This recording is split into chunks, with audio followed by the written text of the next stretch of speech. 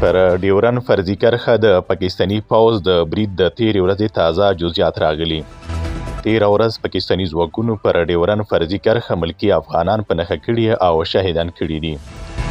د پاکستان ملیشه ځواک په زابل ولایت کې ډیورن فرضي کرښې ته نږدې ملکي افغانانو باندې ډزې کړي چې په ترڅ کې زیاته مرګ ژوبله رامنځته شوې ده او څو افغانان یې ژوندي نیولي دي. دا چې یاده پیښه څنګه او ولې رامنځته شوي په اړه یې د افغانستان اسلامي امارت او پاکستان څه ویلي، بشپړ جزئیات به یې راسره په روانه ویډیو کې وګورئ.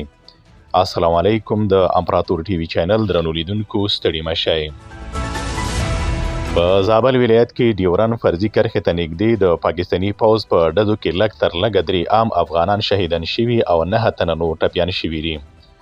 افغان اسلامي اژانس نن ورځ د ځینو سرچینو له قوله راپور ورکړی چې دا پیښه د زابل ولایت د شمال زو په سیمه کې فرضي کرښې ته نږدې رامنځته شوې ده چې په دې پیښه کې 2 افغانان شهیدان او 9 ټپیان شوي او 2 کسان پاکستاني پوځ له ځانه سره ژوندي وړي دي.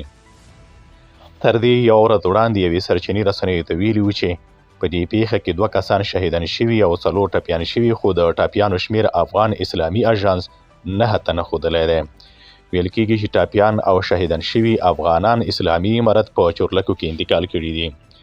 په دې وروستیو کې د شمال زو ولسوالۍ په سیمو کې فرضي کرښې ته نږدې د پاکستاني پوځ له لوري د غځول شوي اغزن سیم کې یوه پټه دروازه جوړه شوې وه چې د اړتیا پر مهال به پرانیستل کېده. دا په داسې حال کې چې له پاکستان څخه د افغان کډوالو د ایستلو بهیر روان دی. پاکستان پر افغانانو د پاکستان ویزې جبري کړي دي.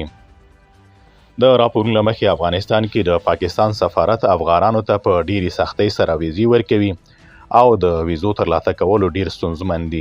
په دې وروستیو کې د افغان کډوالو په سر باندې د افغانستان اسلامي امارت حکومت له پاکستاني چارواکو سره اړیکې خرابې شوي چې وخت ناوخته په نښتو هم اوړي.